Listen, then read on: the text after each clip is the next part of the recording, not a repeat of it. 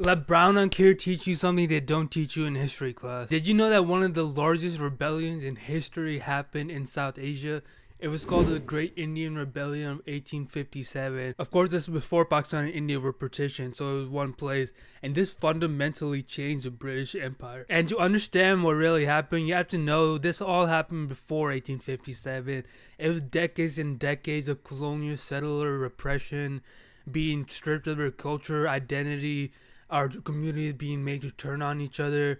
What sparked it was these cartridges in the army. They believed, the sepoys at the time, the cadets, you can say, they believed that the cartridges had beef and pork fat in them, and that to them was really offensive. So that's what sparked it, and soon it erupted all over. There was a giant mutiny. People rose up from everywhere and started fighting. It got so bad the British had to send in most of their army just to quell it. You're probably asking why were they this mad? And they had every right to be.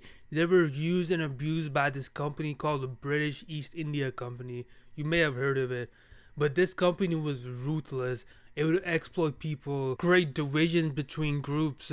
And then when those groups started fighting each other, they would just creep in and start stealing land, of starting with Bengal and then working their way all throughout the subcontinent. The icing on top were the numerous famines that happened under their watch. Because of their greed, they would send all the food back to mainland Europe and let the people starve to death. And there were numerous famines, millions died.